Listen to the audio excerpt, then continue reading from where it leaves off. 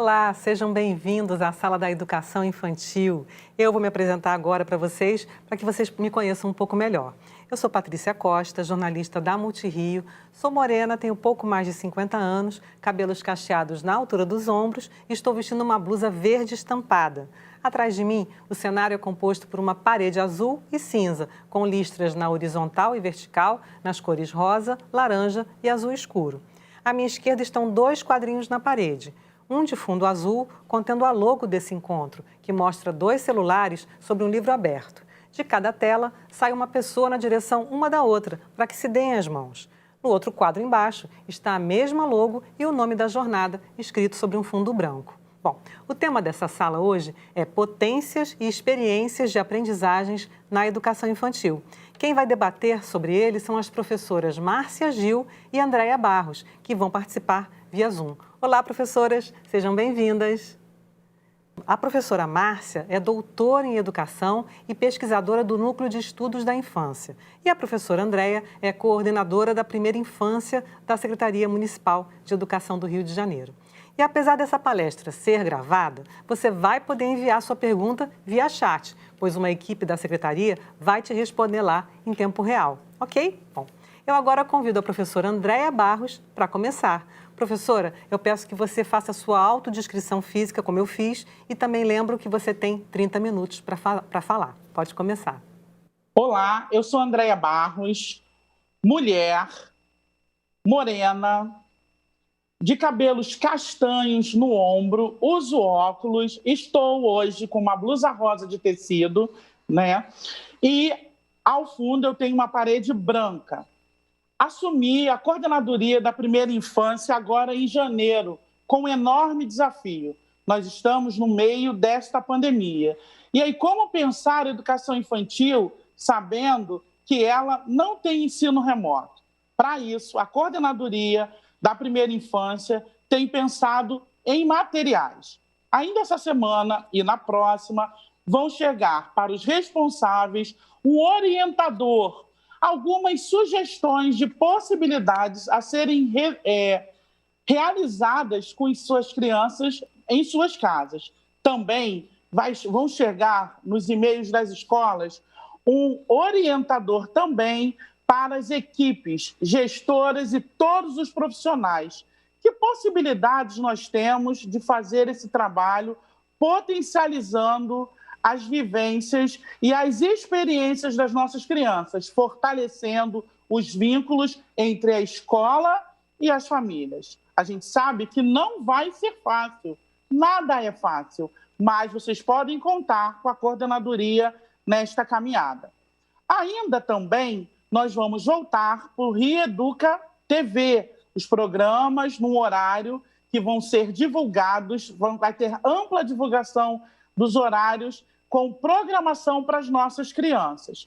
Ainda também estão sendo construídos cadernos, um dedicado à modalidade creche e outro dedicado à modalidade pré-escola, para ser realizado na casa com as crianças. Fiquem tranquilos, esses cadernos foram pensados respeitando a base nacional, os direitos de aprendizagem e pensando no desenvolvimento da criança. Para tudo isso acontecer, nós precisamos de ter essa parceria com vocês. Nós vamos estabelecer um movimento de escuta através das coordenadorias regionais de educação. As gerências de educação vão ser nossas parceiras, nos estreitando os laços entre a coordenadoria e as escolas. Mas vocês também podem nos acessarem através das nossas redes sociais e também do e-mail da Coordenadoria da Primeira Infância, cgpi.sme@rioeduca.net. Estamos construindo uma proposta que traga, vocês para mais perto de nós. Inclusive, a discussão que aconteceu em setembro último, ela será retomada. Bem, falei um pouco do que a gente tem pensado para 2021. Muitas outras coisas vão ser construídas, mas agora eu queria que vocês ouvissem a professora Márcia, que vai falar sobre potências e experiências de aprendizagem na educação infantil. Vai ser um momento de muita aprendizagem para nós. E lembrem-se, não será fácil. Cada família tem um jeito particular, mas nós, junto a vocês, nas coordenadorias, nas escolas, todos os profissionais, poderemos fazer um trabalho diferenciado esse ano. A gente conta com vocês. Professora Márcia, boa palestra. Vamos deixar, então, a professora Márcia Gil, que também eu peço que se autodescreva antes de começar a sua fala. E lembrando que tem um pouco mais de meia hora, já que a professora Andréia não usou o tempo todo. Pode falar, professora. É um prazer estar aqui com vocês. Vou fazer minha breve descrição, né? Então, eu tenho mais de 50 anos, tenho cabelos castanhos claros na altura dos ombros, uso óculos. Atrás de mim existe uma parede cinza e é possível observar um quadro que é uma foto do mar, que está ali no canto esquerdo da tela. Eu uso uma blusa que é de cor, ela é vinho, com algumas flores pequenininhas de cor de abóbora, e essa é mais ou menos a minha descrição, tá? E aí, para a gente começar a conversar, eu gosto muito de falar também de onde eu venho, né? Então, eu estou aqui hoje falando com vocês, e isso é um grande prazer, já que eu sou uma professora aposentada da rede, né? Então, assim, me aposentei recentemente, trabalhei na rede por 32 anos e tenho muito orgulho disso. E sei que muito do que eu sou tem a contribuição de todas as experiências que essa rede me proporcionou. E eu acho que isso é alguma coisa que todos vocês que estão aí agora ouvindo, todos os profissionais de educação infantil, os que já estão há mais tempo, os que chegaram recentemente, vão começar a perceber que é justamente nas creches, nas EDIs e nas escolas, que nós construímos os nossos conhecimentos quando nós estamos em contato com as crianças, com as situações cotidianas e com os desafios que sempre vão aparecer. A gente vive um momento agora que é um momento extremamente desafiador. E esse momento requer, então, que a gente tenha um olhar um pouco mais específico, um pouco mais amplo, mas especialmente um momento que exige que estejamos todos juntos. Ninguém tem respostas mágicas, a gente não tem a receita do bolo, porque não existe um bolo só, são vários. Então, a gente não tem a pretensão de conversar com vocês hoje para dizer faça isso, faça aquilo. Essa não é a nossa ideia e a gente quer, de fato, dialogar para buscar caminhos e para buscar uma compreensão maior do momento em que nós vivemos. Eu estou aqui representando o meu grupo de pesquisa, que é o NEIP, Núcleo de Estudos da Infância, Pesquisa e Extensão, que é um grupo da UERJ, foi o grupo no qual eu fiz as minhas pesquisas de mestrado e de doutorado e do qual eu faço parte até hoje, várias pesquisas são feitas. E o NEIP tem uma característica importante e interessante porque as nossas pesquisas são sempre feitas no município do Rio de Janeiro prioritariamente, com os professores, com os gestores, com as crianças do município. Então, a gente tem esse laço muito próximo e é por isso que a gente gosta muito de estar conversando, de poder ter essas oportunidades de dividir com vocês um pouquinho do conhecimento que a gente vem construindo ao longo desse tempo. Então, eu vou começar aqui, eu vou compartilhar a minha tela. Vocês, por favor, me digam se vai compartilhar mesmo, porque tecnologia é sempre tecnologia. Vamos lá. Deixa eu ampliar aqui. Ok? Tudo certo? Então tá, então vamos começar. Então a gente tem agora uma jornada de planejamento e de formação pedagógica e eu acho que isso é um tema que a gente precisa ter muita atenção porque nós vamos falar de planejamento e ao discutir isso se torna uma formação. A formação ela não é simplesmente teórica, ela exige que tudo que a gente discute aqui possa ser repensado na prática, no cotidiano, com os nossos pares e especialmente com as crianças que nós temos dentro do contexto que se apresenta. Então, hoje, a nossa discussão aqui vai ser muito em cima dessa temática das potências e das experiências remotas na educação infantil, né? Como é que isso acontece? Será que isso pode acontecer? Como é que a gente lida com essas situações? E, para começar, eu gosto sempre de trazer a educação infantil e as suas especificidades. Então, a gente trabalha para uma etapa que é uma etapa de educação e não uma etapa de ensino. O nome educação infantil, ele não vem do nada, não foi uma coincidência ou uma mera escolha. É uma escolha conceitual. Então, tem um conceito por detrás. A gente vê, por exemplo, a etapa seguinte é uma etapa de ensino fundamental. E existem diferenças quando a gente fala em educação e quando a gente fala de ensino.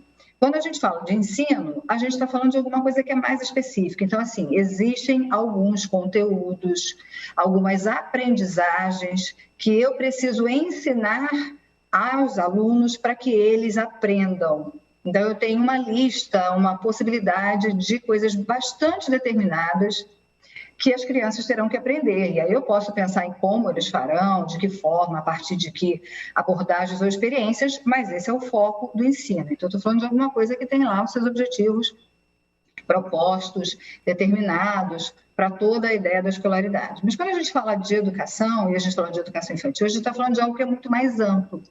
A educação infantil, ela não trabalha com essa ideia desses conteúdos como o ensino fundamental trabalha. A gente trabalha com a ideia de formação e de desenvolvimento humano.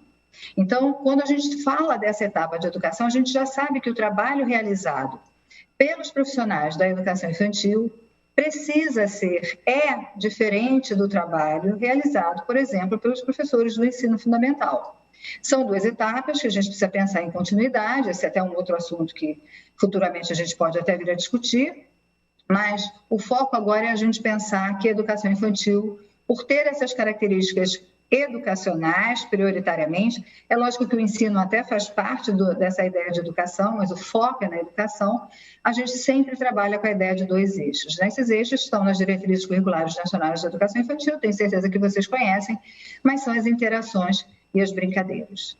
Então, toda a nossa proposta, ela tem que se dar por interações e por brincadeiras. E por isso, é tão doloroso, é tão difícil esse momento em que a gente precisa usar a mão de recursos tecnológicos para estar com as nossas crianças, porque as nossas interações, elas passam muito pelo toque, pelo abraço, né? Por aquela situação de estar juntos, né? Mas são situações que exigem algumas mudanças, mas também a gente tem que ter em mente que são situações que marcam uma provisoriedade. A gente também trabalha eternamente pensando no respeito às diferentes infâncias vividas pelas crianças.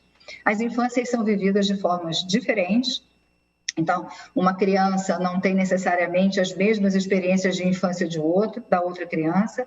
O nosso contexto social é um contexto complexo, a cidade do Rio de Janeiro tem várias microsituações, e vocês sabem disso.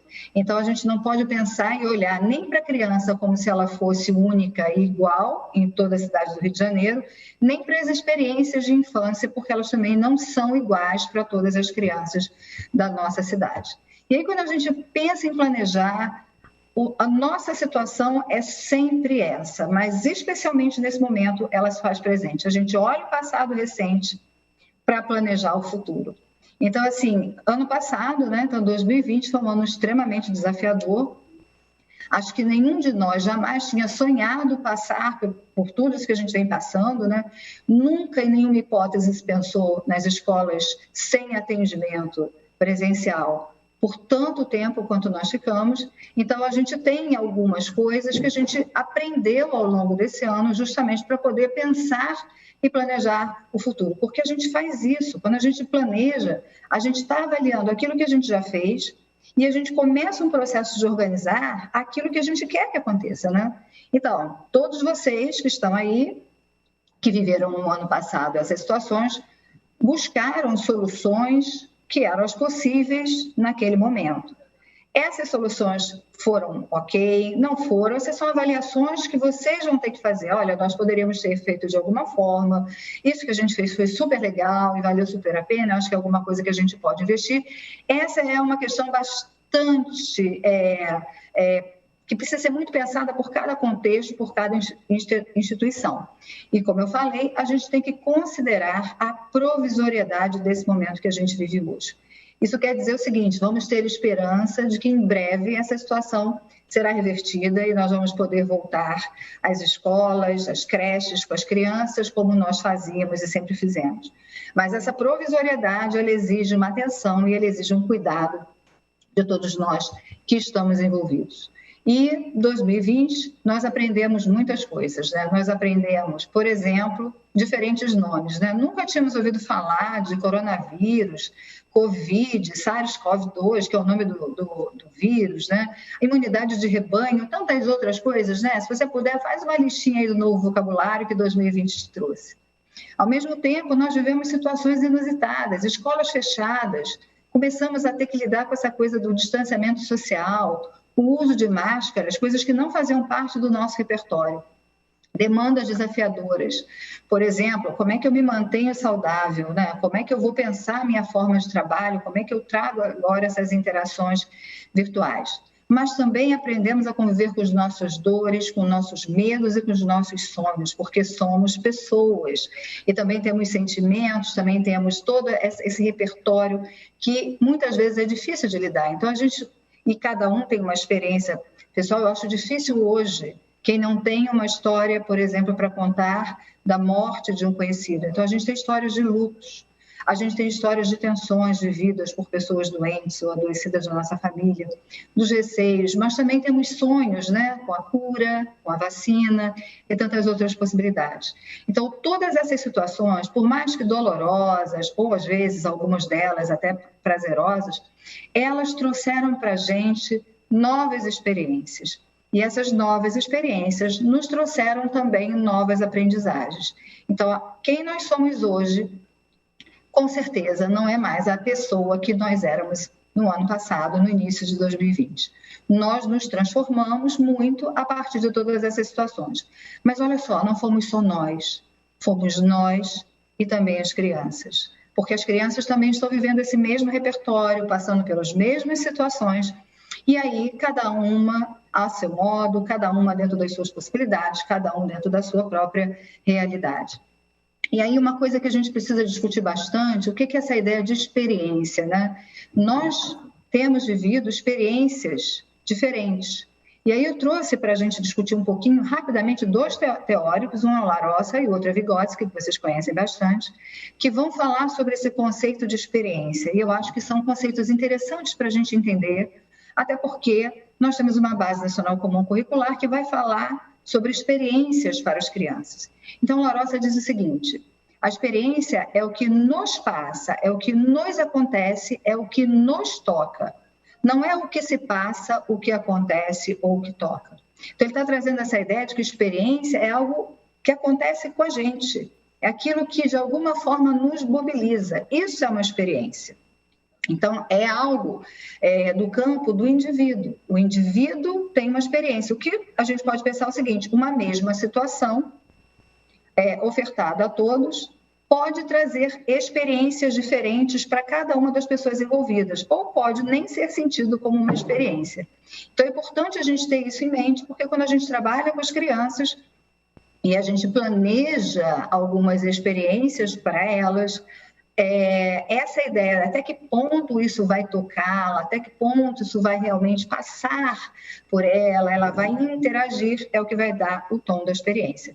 E Vygotsky, ele não usava muito essa palavra experiência, ele usava o termo vivência, mas ele vai dizer assim: olha, sempre lidamos com uma unidade indivisível das particularidades da personalidade e das particularidades da situação que está representada na vivência.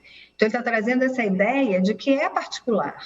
Existem essas particularidades quando nós falamos da experiência. E essa experiência que nós vivemos também se encaixa nessa mesma situação. Então, como foi a experiência do ano de 2020 para vocês? O que passou com vocês? O que aconteceu com vocês? E o que tocou vocês? Essa particularidade também está muito presente nas famílias e nas crianças. Mas se a gente está falando de experiência como um processo de aprendizagem, a gente também precisa definir um pouquinho o que é essa ideia de aprendizagem. Eu não quis trazer um conceito muito fechado, eu quis trazer uma visão ampla de aprendizagem, para a gente entender que toda aprendizagem é processo. E é um processo pelo qual as competências, as habilidades, conhecimentos, comportamentos e valores são construídos e reconstruídos como resultado de estudo, de experiência, de raciocínio, de observação. Então, veja só, a gente está falando de construção e de reconstrução, até porque uma vez a gente constrói uma aprendizagem, mas ela pode ser transformada e pode ser que eu precise reconstruí-la para poder entender um novo tempo, novos desafios, novas situações. Então, quando a gente vai relacionando experiências com aprendizagens, a gente entende que se a experiência é aquilo que toca e a aprendizagem é aquilo que eu construo, eu preciso ter uma relação muito íntima entre esses dois elementos que são fundamentais. E quando a gente fala de experiências e a gente fala das aprendizagens, entremeando todas essas situações, a gente tem as emoções, os sentimentos, a gente tem os afetos. Todos nós vivemos tudo isso ao mesmo tempo. As experiências vêm carregadas dessas emoções, que vão gerando sentimentos e que vão nos afetando de alguma forma. Então, eu trouxe aqui um pedacinho de uma fala do Vallon, em que ele diz assim: os primeiros sistemas de reação que se organizam sobre a influência do ambiente, as emoções, tendem a realizar, por meio de manifestações consoantes e contagiosas, uma fusão de sensibilidade entre o indivíduo e o seu entourage. Então, ele está falando dessa ideia de uma emoção que é contagiosa, e aí a gente espera que seja uma boa emoção a ser contagiosa, né? Nessa fusão da sensibilidade do indivíduo com quem está ao redor dele. Então, todas essas situações que a gente vive, que a gente experimenta com outras pessoas ao nosso redor, são justamente elas que vão trazendo para a gente essas nossas aprendizagens. Então, mesmo com as crianças distantes fisicamente de nós nesse momento, toda essa ideia das emoções, dos afetos e dos sentimentos está presente o tempo inteiro. E quem são, então, esses nossos companheiros, né? Esse entourage que Vallon vinha falando, né? Então, a gente tem companheiros de antes e de agora. E esses companheiros de jornada são as crianças, as famílias, mas também a equipe de profissionais da creche, do ADI ou da escola onde você trabalha. Então, esses são os nossos companheiros, as crianças são as nossas companheiras, as famílias são nossas companheiras e os profissionais também são os nossos companheiros. Como é que a gente alcança esses companheiros de uma forma produtiva, de uma forma positiva? Então, as relações e os afetos são, sem dúvida, os principais ingredientes para que isso aconteça. As experiências remotas na educação infantil, então, são aquelas que vão envolver os afetos, aquelas que vão considerar e observar a reação das crianças e das suas famílias. Não dá para a gente pensar em nenhuma experiência remota com as crianças nos moldes, por exemplo, que o ensino fundamental faz. Porque nós temos que considerar as interações, nós temos que considerar as brincadeiras e nós temos que considerar os afetos. E a forma como a criança reage àquela nossa proposta e a forma como as famílias reagem a essa proposta também. A gente vai falar um pouquinho mais desses companheiros e eu vou começar falando da equipe de profissionais. Então, veja, você está aí na instituição em que você trabalha, possivelmente você está assistindo esse vídeo junto com outras pessoas também conectadas, né, para poder discutir um pouco o que está sendo falado, né? Então, o que vocês precisam fazer mesmo? Apostar na força do coletivo e apostar na solidariedade. É justamente no coletivo que a criatividade vai aflorar, que ela vai aumentar e que nós vamos poder fazer mais trocas. E isso é essencial. Somos todos desafiados e a gente precisa, então, criar novas possibilidades. E todo esse ato criativo, ele é muito potencializado quando eu estou com o outro, quando eu estou no coletivo, quando eu troco, quando eu falo com alguém. É um processo de transformação. E essa equipe de profissionais, ela é essencial porque ela tem o conhecimento do contexto. Que contexto é esse? Que instituição é essa? A quem ela atende? Quais são essas crianças? Como são essas famílias? E quem somos nós? Essa equipe de profissionais. E, gente, por equipe de profissionais, vamos envolver todos aqueles que trabalham na unidade.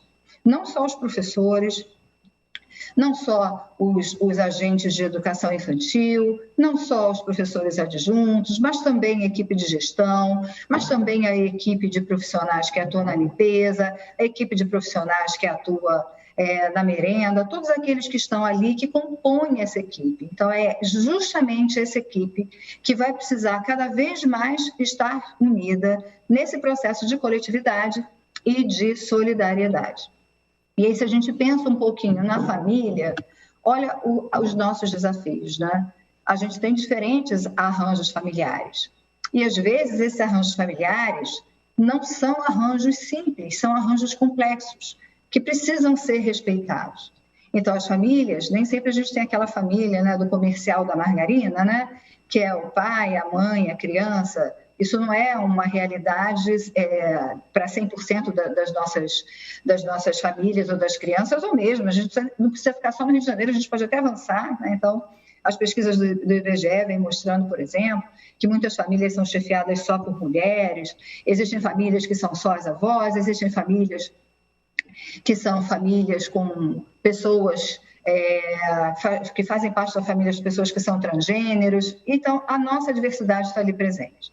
Dentro desses arranjos, a gente precisa reconhecer que as famílias também têm limites e também têm impossibilidades, assim como nós.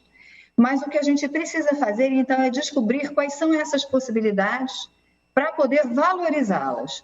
É valorizando essas possibilidades que a gente vai conseguir considerar as famílias e as crianças para um trabalho mais efetivo. E a gente, para isso, vai precisar ouvir sempre, sempre, com entrevistas, com encontros virtuais, com questionários. Eu vi um questionário de um EDI, foi o EDI Sarita Konder, os profissionais tentaram fazer entrevistas para ouvirem os pais, para saber o que funciona melhor, como é que a gente pode fazer isso, como é que as crianças estão reagindo a essa situação. Então, acho que isso é sempre muito importante. Não dá para a gente pensar num trabalho com as crianças se não ouvirmos as famílias. Até porque as diretrizes curriculares de educação infantil, esse é um documento de 2009, ele já falava o seguinte, a nossa ideia, a nossa responsabilidade enquanto educação infantil, enquanto profissionais de educação infantil.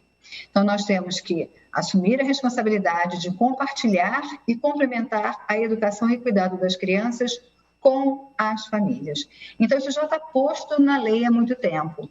E esse é o momento em que isso ficou mais do que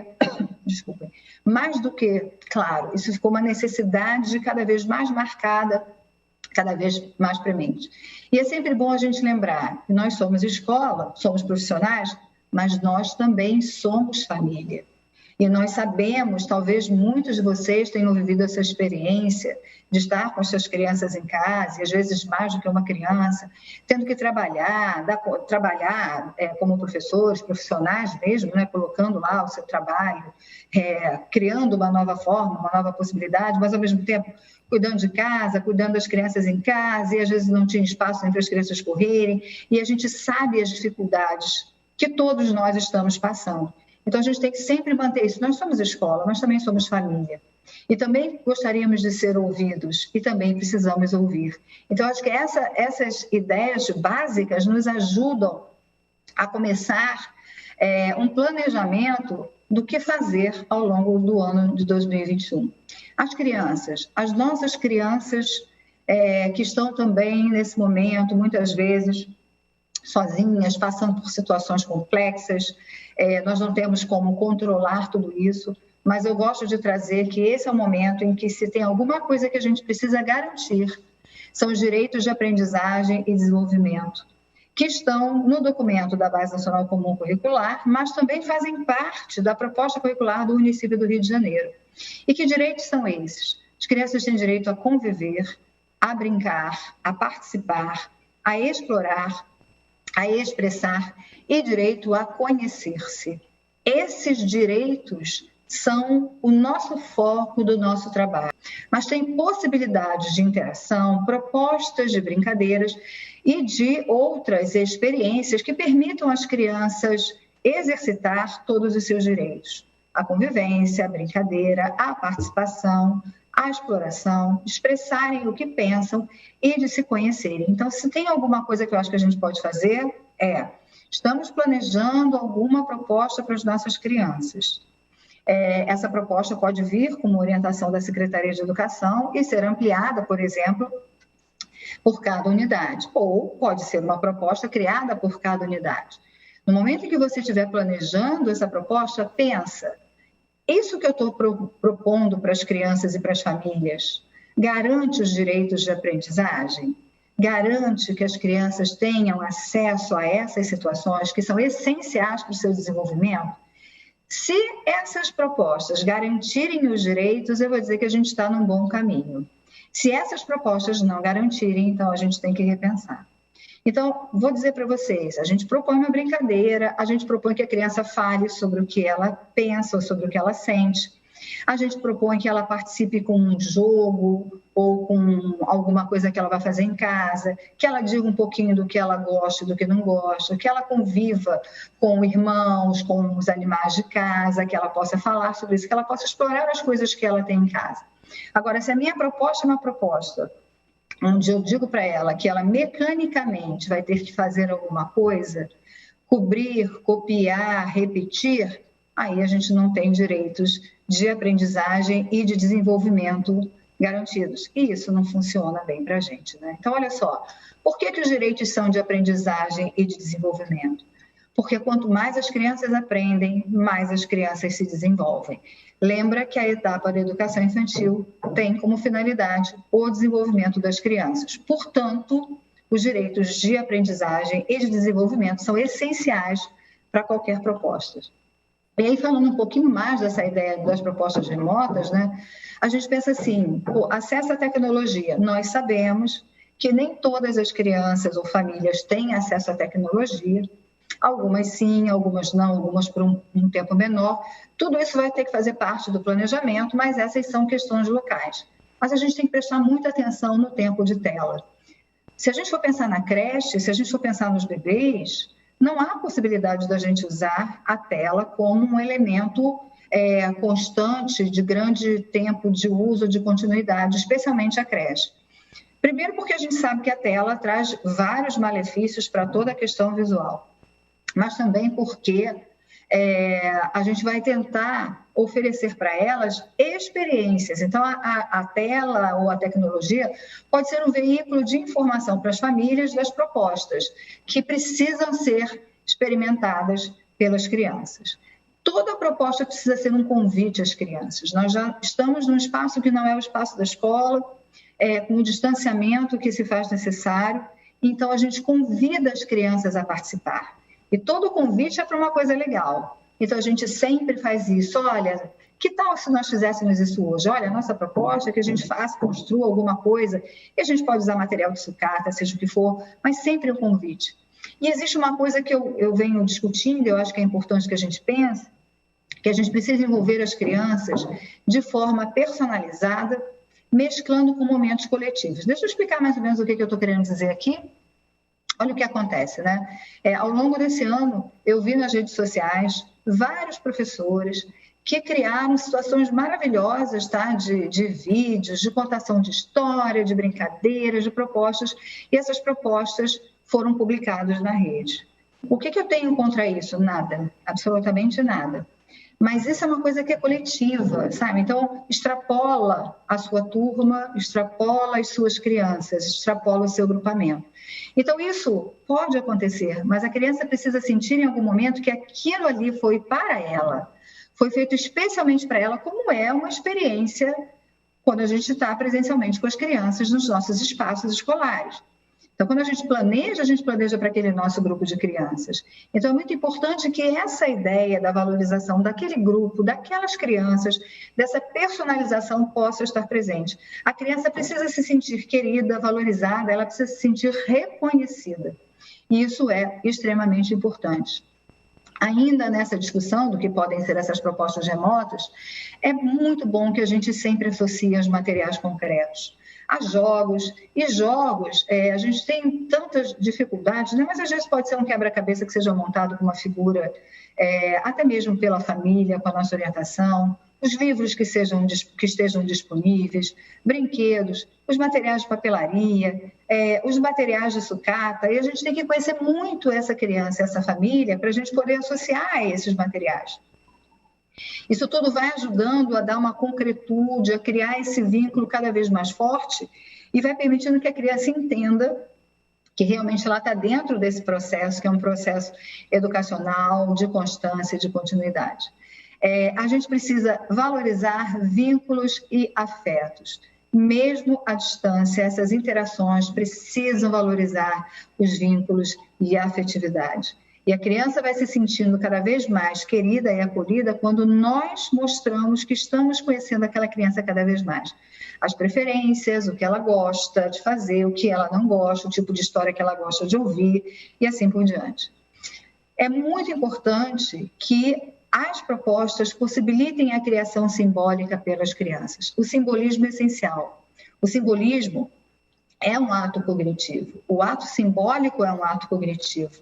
E é um ato de aprendizagem e desenvolvimento. Então, as crianças precisam pensar, sonhar, transformar objetos, elas precisam, numa brincadeira em casa, pegar uma caneta e fazer de conta que ela é um avião. A gente precisa possibilitar essa ideia do simbolismo, porque isso é essencial para que as crianças não tenham nenhum tipo de prejuízo enquanto a gente está nesse processo de afastamento.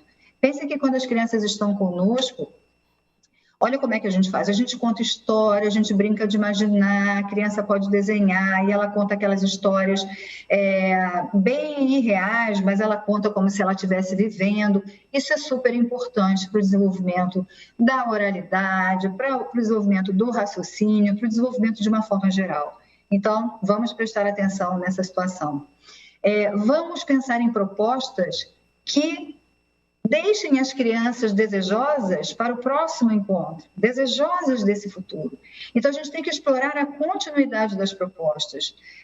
Muitas vezes a proposta é assim, fiz, acabou. Aí daqui a pouco vem uma outra que não tem nenhuma relação com aquela. Eu acho que a gente pode começar a explorar a continuidade das propostas. Talvez até mais com as turminhas das crianças da pré-escola, talvez já com o Maternal 2 a gente já consiga explorar bastante essa continuidade das propostas para a criança poder perceber esse caminhar e para que ela possa se engajar e desenvolver cada vez mais disso, né?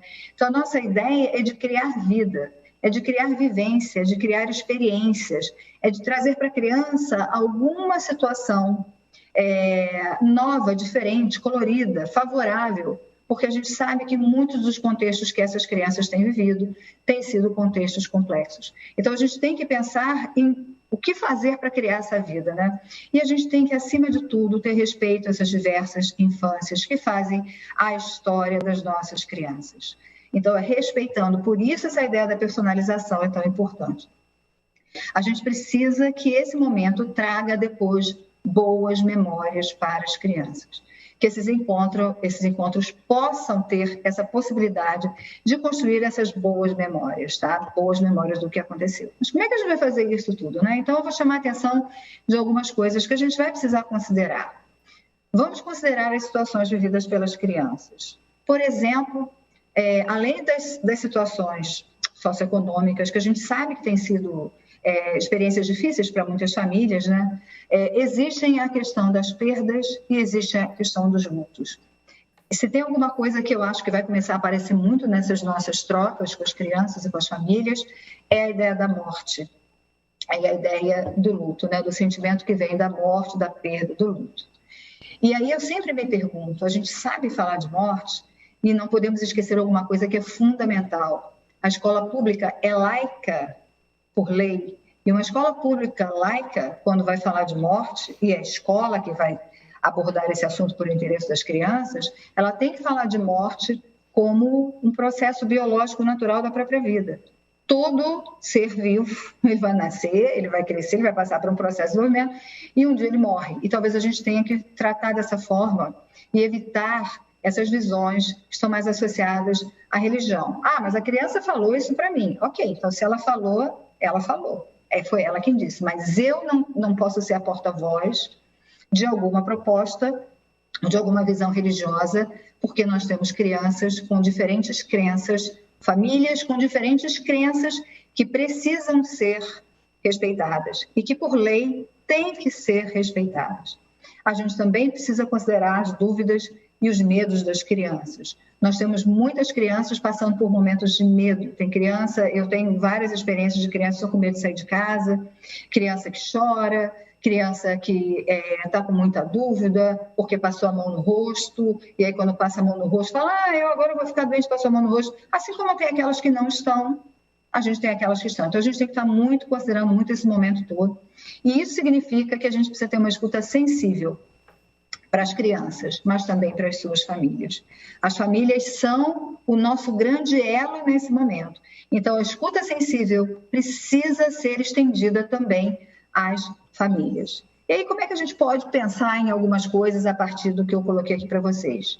A primeira coisa que a gente pode pensar é que essa aproximação virtual da equipe de profissionais, da creche, da escola, tem que ser sensível às demandas das crianças e das suas famílias.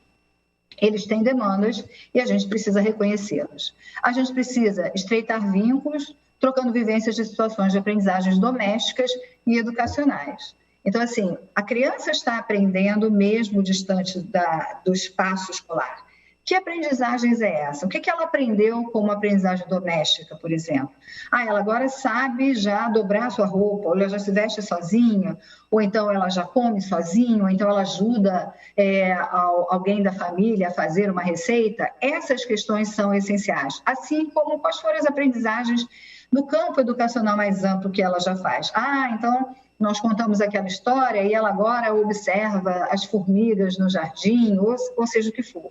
Nós precisamos ouvir e estreitar esses vínculos. A gente precisa priorizar atividades de aprendizagem lúdicas. A ludicidade é essencial. A gente já está com essa perda do contato físico, então a ludicidade tem que ser a nossa grande via, a nossa grande possibilidade de interação e de comunicação com as crianças. Então, a gente tem que pegar uma proposta curricular, vocês têm uma proposta curricular no município do Rio, e pensar como é que ela pode ser trabalhada e vivenciada com as brincadeiras, explorando as diversas linguagens, explorando os jogos simbólicos, explorando os movimentos corporais e muita música. Essas são situações essenciais. A gente também tem que planejar experiências que ampliem os conhecimentos das crianças e o nosso conhecimento sobre as crianças. Então, não só os conhecimentos que as crianças estão construindo, mas também aqueles conhecimentos que nós estamos construindo sobre as crianças. Esses encontros online, desculpa, errei, vou voltar aqui.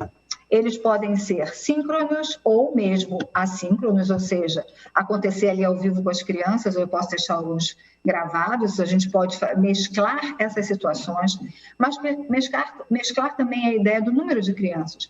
Pequenos grupos de crianças, ou um grupo, às vezes, um pouquinho maior, para que todos se vejam, mas que depois eu possa trabalhar com um número menor, para que a criança se sinta diretamente envolvida com a professora e vice-versa, né?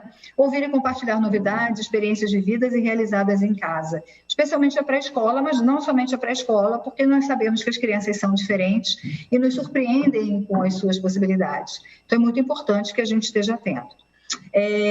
A coordenadoria separou alguns vídeos, e eu vou, ao longo dessa apresentação, apresentar para vocês, de experiências da rede. Então, agora eu vou pedir para a Multirio colocar o vídeo do Arthur. O Arthur, vocês vão ver um vídeo do Arthur com a sua família. Ele é uma criança matriculada no EDI, professora Raquel Kelly Laneira, da 10ª CRE. Então, vamos ver esse vídeo, depois a gente conversa um pouquinho sobre ele. Pessoal, hoje é o jogo dos sentimentos. Isso eu tô com a minha mãe e o meu pai. Isso aí, o Arthur vai começar a jogar. Vai, filho, começa a jogar. Qual que você achou? Apaixonado. Apaixonado! Olha! Vai achar outro apaixonado. Caraca, tu tá craque, rapaz! Muito Como craque! é que é o apaixonado? Coração! Vai agora o Marcelo. Esse é o Chorar. Chorão!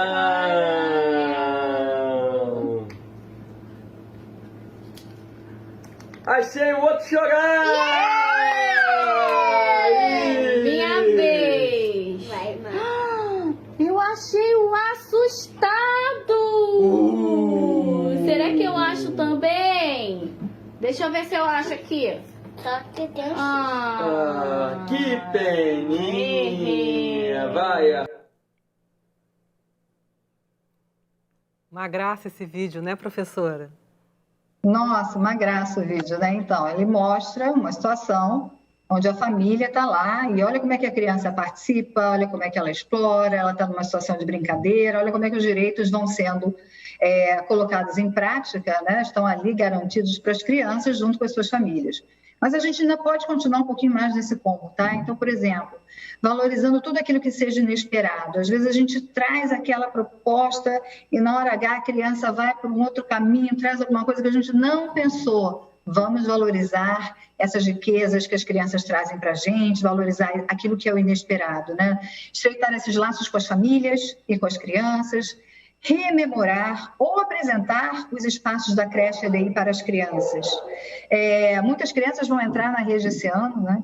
E não conhecem nem exatamente o espaço. Então, acho que faz parte do nosso trabalho lembrar a sala ou apresentar a sala, apresentar os materiais, fazer um pequeno tour pela instituição, para que a criança possa relembrar, ou que ela possa conhecer, para que ela tenha o desejo de voltar, para que ela esteja ansiosa para esse retorno, para que ela entenda que aquele lugar é o lugar dela, ela tem uma relação de pertencimento com aquele espaço.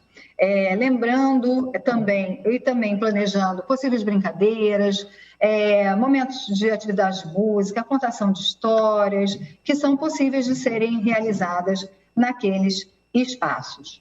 Também apoiando as famílias na ampliação do repertório de brincadeiras, exploração de movimentos do corpo, sugerindo atividades que possam ser realizadas com os irmãos de diferentes idades. Acho que é alguma coisa que a gente pode explorar, é a ideia de que muitas vezes a criança tem irmãos, envolver os irmãos nessa participação.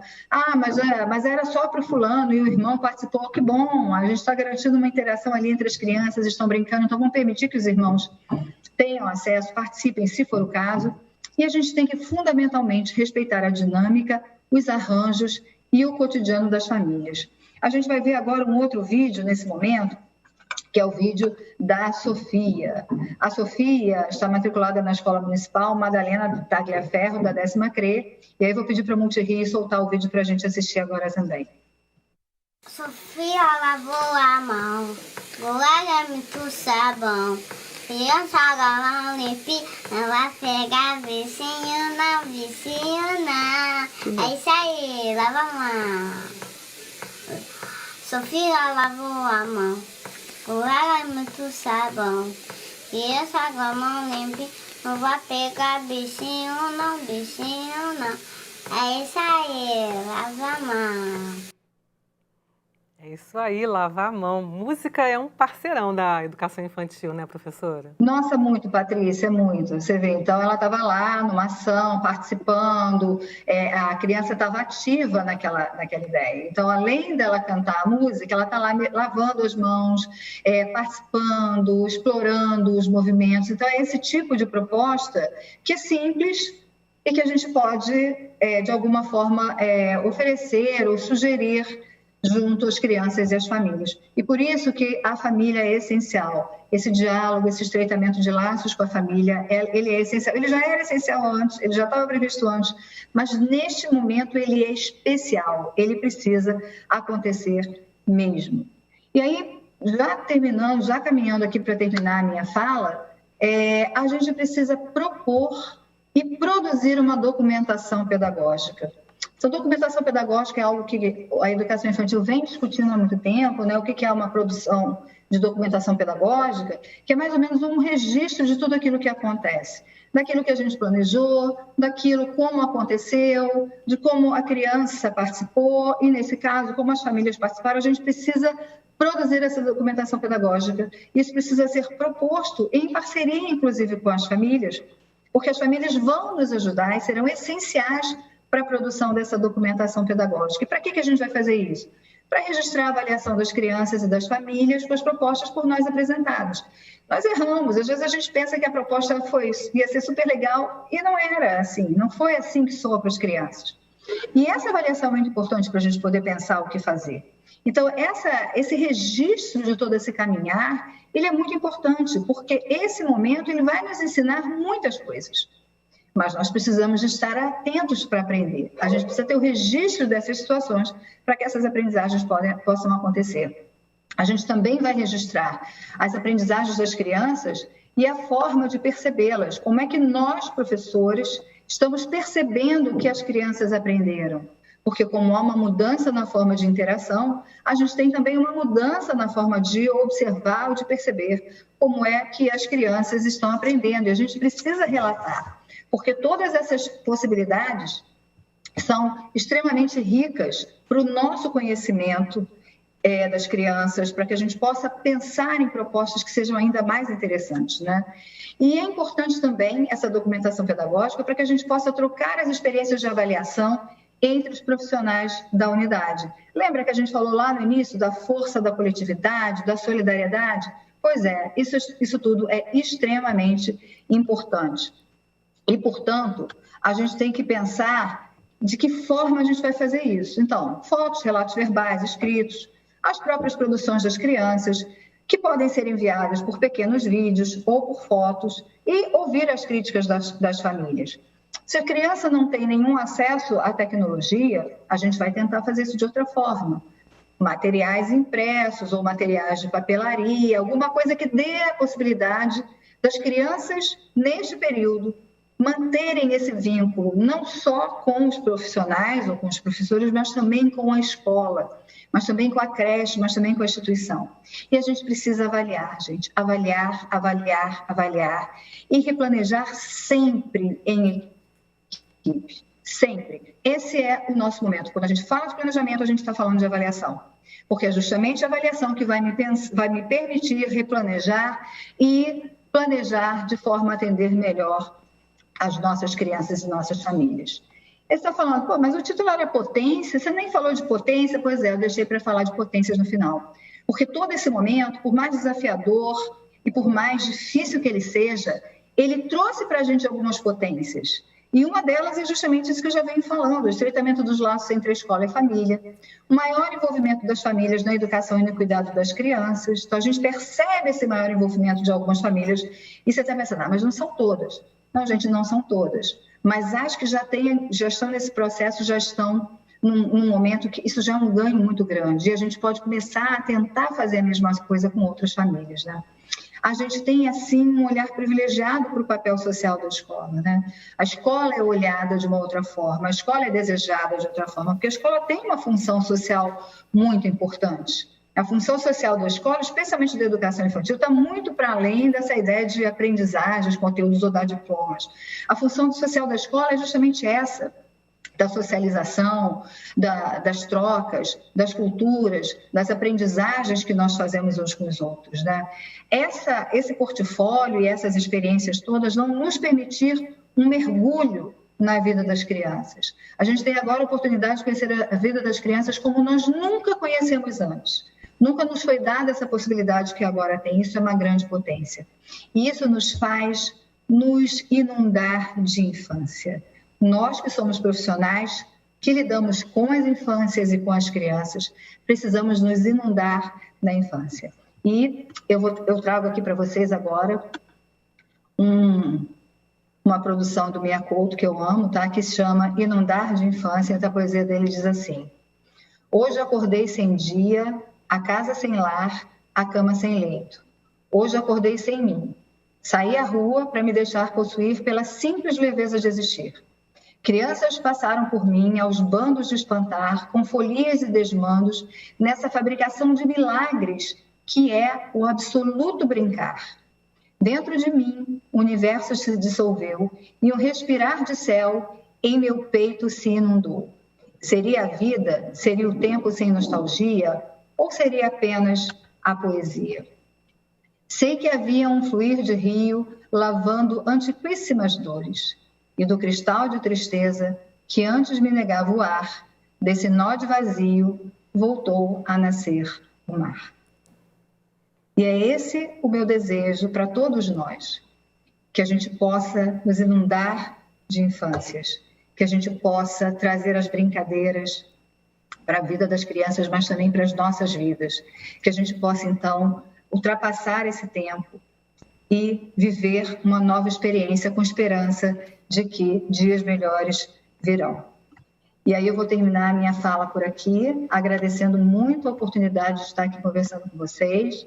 Eu deixo aqui os endereços do NEIP, caso vocês queiram acessar. A gente já tem alguns materiais publicados, nós fazemos algumas lives.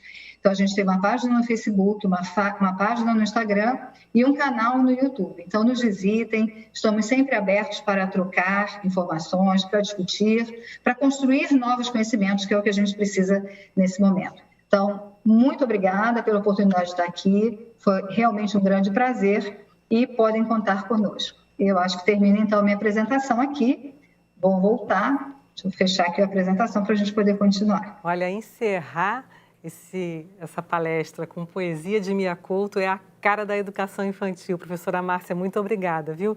E agora eu convido a professora Andréia Barros para retornar e fazer suas considerações finais. Professora. Gente, que palestra potente, né? Realmente o nome disse tudo. E aí, pensando no que a professora Márcia falou sobre infâncias, né, são vividas de formas diferenciadas, eu lembro, como falei no início, dos materiais que vão chegar impressos para as nossas crianças. Nesses cadernos, né, que vão chegar tanto para a creche como para a pré-escola, a coordenadoria privilegiou isso. Valorizar as experiências trocadas entre os irmãos, entre as famílias, tendo os profissionais da unidade escolar onde essa criança está devidamente matriculada como ponte e apoio nessa troca. Pensando também em que todas as propostas deverão ser potencializadas e olhadas cuidadosamente. Cada unidade escolar deve olhar a sua especificidade. Vale lembrar que agora, no dia 5, sexta-feira, será o primeiro momento de planejamento entre as equipes. Então, eu acho que retomar a fala da professora Márcia, olhar o documento orientador que a coordenadoria enviou para vocês é importante para que vocês possam construir um planejamento olhando para esse distanciamento que nós estamos vivendo. Enquanto nós estamos em atendimento não presencial, vivências são sugeridas tanto no material que vai para as escolas, como no material que vai para as famílias. Outra questão é que a professora Márcia falou, é a força do coletivo. Por isso, a coordenadoria está pensando na questão da escuta, né? Nós estamos pensando em fazer um canal de escuta do campo para, junto às CREs, a gente ir discutindo e construir coletivamente com sentido, não só para essa coordenadoria, mas para todas as CREs e para todas as unidades escolares, esse planejamento, esse plano de ação da coordenadoria da primeira infância. Nós queremos, junto a vocês, fazer um plano que faça sentido para as famílias. Lembrando que a fala de vocês é importante, né? Lembrando que não vai ser fácil, o estreitamento com as famílias é algo que a gente vem buscando há muitos anos, mas que vocês podem contar conosco. Vai ter o Reeduca na TV, os materiais, o aplicativo, tudo isso divulgado amplamente, não só nas redes da CGPI, né, da Coordenadoria da Primeira Infância, mas também nas redes da própria Prefeitura e da Secretaria Municipal de Educação. Muito obrigado, professora Márcia, pela sua presença e nós nos vemos em breve. Obrigada, professora Andréia, pela sua fala. Obrigada, professora Márcia, pela palestra. Bom, o nosso encontro chegou ao fim. Eu agradeço a vocês, professoras, pela ótima conversa e também agradeço a nossa intérprete de Libras, Jéssica Terra. E eu espero que vocês tenham gostado dessa conversa aqui, para poder ter uma volta ao trabalho pedagógico na educação infantil com maior qualidade. Agora é hora de vocês voltarem lá para a live da jornada, né? A gente vai abordar o protocolo da Covid-19 para o retorno das aulas, um tema super importante. Acesse o link da live que está na descrição desse vídeo aqui embaixo, que a Rosângela Coelho, nossa apresentadora, está lá te aguardando, ok? Tchau!